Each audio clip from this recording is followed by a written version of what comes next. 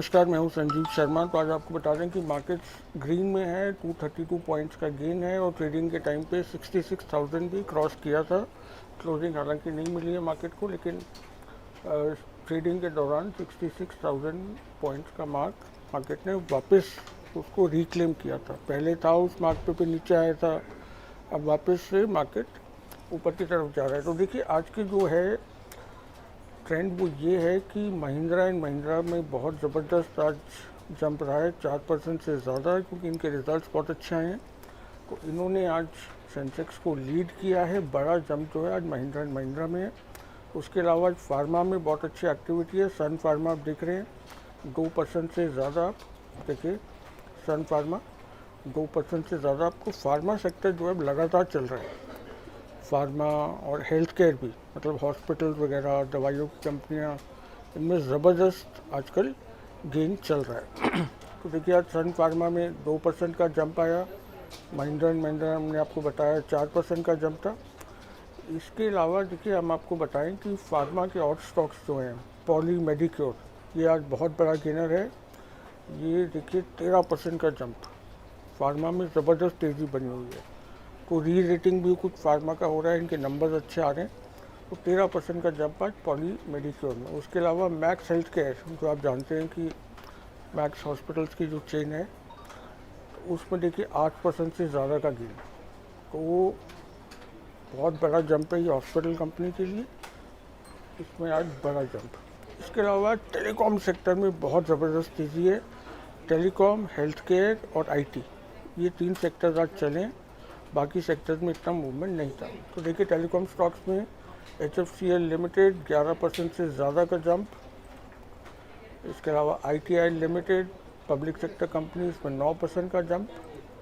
तो ये सेक्टर्स में बहुत अच्छी तेज़ी है टेलीकॉम में देखने को मिली है। IT सेक्टर भी मिड कैप स्टॉक्स अच्छे चले हैं, टॉप टियर नहीं, मिड कैप वालों में। देखिए मास्टेक में 4% का जंप है। उसके अलावा CE इन्फोसिस्टम, जो मैपमा इंडिया है, उसमें 3% से ज़्यादा का जंप है। तो US का जो क्यूज़ है वो पॉजिटिव था, इसीलिए आज इंडियन मार्केट में भी पॉजिटिव मूवमेंट आया है। बाकी इस हफ्ते डिपेंड करेगा RBI की मॉनेटरी पॉलिसी के ऊपर कि उसका स्टांस क्या है।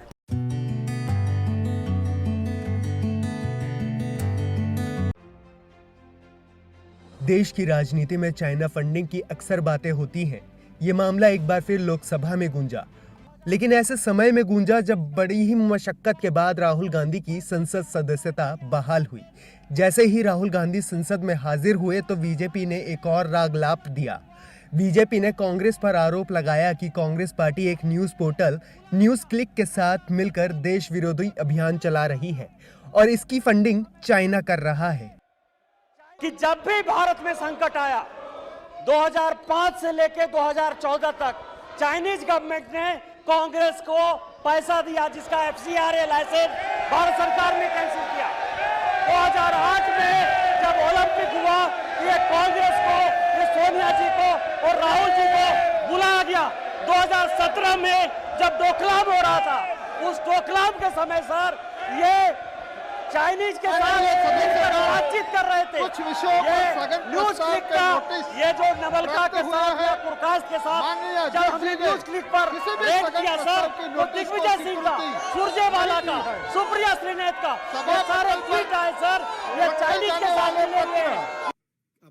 आगे केंद्रीय मंत्री अनुराग ठाकुर ने न्यूयॉर्क टाइम की रिपोर्ट का हवाला देते हुए कहा कि कांग्रेस, चीन और न्यूज क्लिक का एक ही रिश्ता है और वो है भारत विरोधी। कि राहुल जी की नकली मोहब्बत की दुकान में चीनी सामान ये साफ नजर आने लगा है। चीन के प्रति प्यार ये दिखता था और भारत के खिलाफ दुष्प्रचार ये विदेशी जमीन पर भी और विदेशी न्यूज एजेंसियों के माध्यम से भी प्रोपेगेंडा के तहत होता था। एक एजेंडा था, anti India, break India campaign, ये लोग चलाते थे। और इनके यहां सारा सामान चीनी है और चीन को सम्मान है। और जब मैं न्यूज क्लिक की बात करता हूं तो चीन के द्वारा संपोषित ग्लोबल मीडिया संस्थान जिसके द्वारा ये फंडिंग हुई है, बता दें 2 साल पहले ईडी की जांच में पाया गया था कि न्यूज पोर्टल न्यूज क्लिक को विदेशों से लगभग 38 करोड़ रुपए की फंडिंग मिली थी। अमेरिकी करोड़पति नेविल रॉय सिंघम की ओर से लगातार न्यूज क्लिक को फंडिंग दी गई थी। नेवल पर चीन की कम्युनिस्ट पार्टी सीपीसी के साथ संबंध के आरोप भी लगते रहे हैं।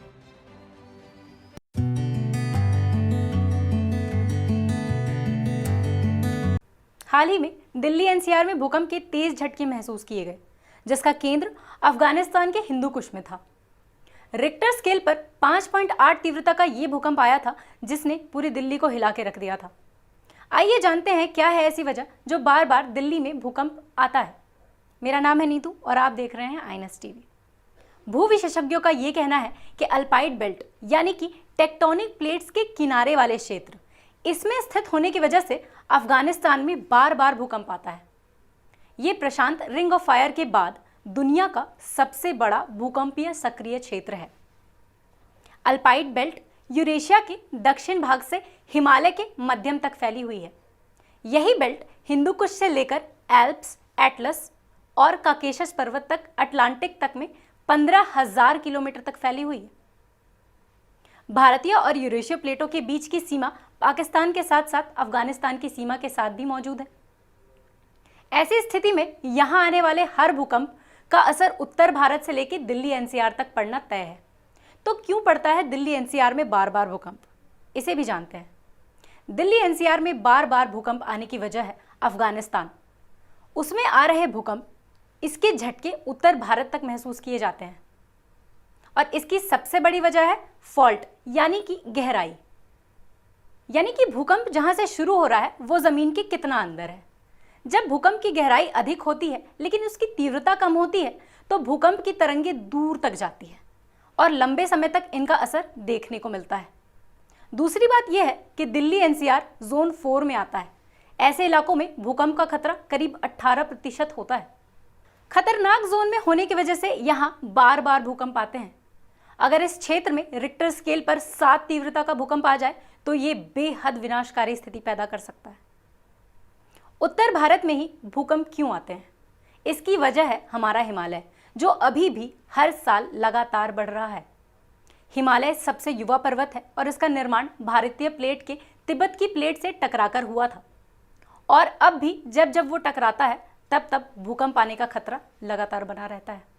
भारत सरकार ने देश के लगभग 60% भूमि को अलग अलग तीव्रता के भूकंप संभावित क्षेत्र में चिन्हित किया था। देश को 4 भूकंपीय क्षेत्र में विभाजित किया गया, जिसमें जोन 5 सबसे अधिक सक्रिय और जोन 1 सबसे कम सक्रिय वाला माना जाता है। दिल्ली एनसीआर क्षेत्र सहित 8 राज्य और केंद्र शासित प्रदेश जोन 4 के अंतर्गत आते हैं, जो उन्हें भीषण भूकंप के लिए अति संवेदनशील बना देते हैं।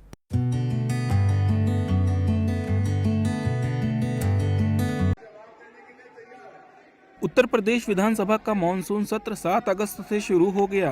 मानसून सत्र शुरू होते ही विपक्ष ने जमकर हंगामा किया।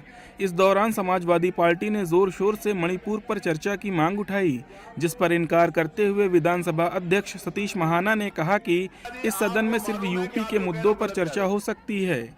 इजाजत नहीं मिलने पर समाजवादी पार्टी के विधायक वेल में आ गए। इस दौरान तंज कसते हुए अखिलेश यादव ने कहा कि मुख्यमंत्री योगी आदित्यनाथ मणिपुर पर बोलकर पूरे देश की आवाज बन जाएंगे। ये बहुत गंभीर बात है कि जिस तरीके से मणिपुर में घटना हुई और उस पर हम एक केवल निंदा प्रस्ताव नहीं पास कर सकते, निंदा नहीं कर सकते उस घटना की। कितने ये देश का सबसे बड़ा प्रदेश है। अध्यक्ष महोदय, देश के प्रधानमंत्री जी यहां से आते हैं। मणिपुर पे, कम से कम मणिपुर पर हम आपसे कुछ बोलने की अपेक्षा कर सकते हैं। नहीं, माननीय नेता, मणिपुर पे हम कुछ तो अपेक्षा कर सकते हैं, बोलने की अपेक्षा। आप उत्तर प्रदेश के लिए आप उत्तर प्रदेश में सब सही है। क्या माननीय अध्यक्ष महोदय, अध्यक्ष महोदय, हमने कहा कि कोई निंदा की घटना हो, कोई घटना हो, आप निंदा करिए, निंदा का प्रस्ताव करिए। ये विधानसभा में ना परंपरा है, पार्टी है, ना विधानसभा का विषय। दुनिया में कोई ऐसी जगह नहीं बची जहां पर मणिपुर की घटना की निंदा नहीं हो। वहीं विधानसभा में समाजवादी पार्टी द्वारा मणिपुर का मुद्दा उठाए जाने पर यूपी के संसदीय कार्य मंत्री सुरेश खन्ना ने कहा कि विपक्ष इस प्रकार के मामलों को लेकर अपना उल्लू सीधा करना चाहता है। हर समय ये नियमों का हवाला देते हैं और नियमों को तोड़ फलोड़ के पेश करके अपना उल्लू सीधा करना चाहते हैं। मान्यवर ये मान्यवर नहीं, मैं नहीं, आज हम ये पूछना चाहते हैं मान्यवर, जब कैराना की घटना हुई कितने निंदा प्रस्ताव पास किए गए थे इधर से? कैराना की घटना हुई, कितने लोगों ने पलायन किया और कितने लोगों ने यहां से कितने लोगों ने निंदा प्रस्ताव पास किया? जवाहर बाग की घटना हुई, किसने निंदा प्रस्ताव पास किया? ये तो उत्तर प्रदेश की थी। अरे एक बार तब भी कह देते निंदा प्रस्ताव पास कर दो, तब भी एक बार कह देते कि निंदा प्रस्ताव पास कर दो। उधर विधानसभा का सत्र शुरू होने से पहले यूपी के डिप्टी सीएम केशव प्रसाद मौर्य ने कहा कि विपक्ष के पास अगर जनता से जुड़ा कोई मुद्दा है तो सदन में आए, सरकार चर्चा करने के लिए तैयार है। विपक्ष के पास कोई मुद्दा है तो उसको लेकर के सदन में आवे, सरकार चर्चा करने के लिए तैयार है। जनहित से जुड़ी हुई समस्याओं को सुनने और उस पर बहस करने के लिए तैयार है। हम लोगों का तो पहले से ही मन बना हुआ है कि उत्तर प्रदेश में कई क्षेत्रों में बाढ़ आई है, कई क्षेत्रों में सूखे की स्थिति है, ये किसानों से, जनता से जुड़ा हुआ मुद्दा है, इस पर सकारात्मक चर्चा करें। विधानसभा सत्र के पहले दिन हंगामे के बीच सदन में निधन का प्रस्ताव पेश किया गया। इस दौरान विधानसभा के सदस्य रहे अतीक अहमद और खालिद अजीम अशरफ समेत 10 पूर्व सदस्यों को श्रद्धांजलि दी गई। बता दें कि अतीक अहमद और उनके भाई अशरफ की 15 अप्रैल 2023 को प्रयागराज में पुलिस हिरासत के दौरान गोली मारकर हत्या कर दी गई थी। सदस्य श्री खालिद अजीम उर्फ अशरफ का 15 अप्रैल 2023 को निधन हो गया। वो लगभग 49 वर्ष के थे। श्री खालिद अहमद उर्फ अशरफ का जन्म 3 अप्रैल 1974 को जिला प्रयागराज इलाहाबाद में हुआ था। उन्होंने स्नातक तक की शिक्षा ग्रहण की थी।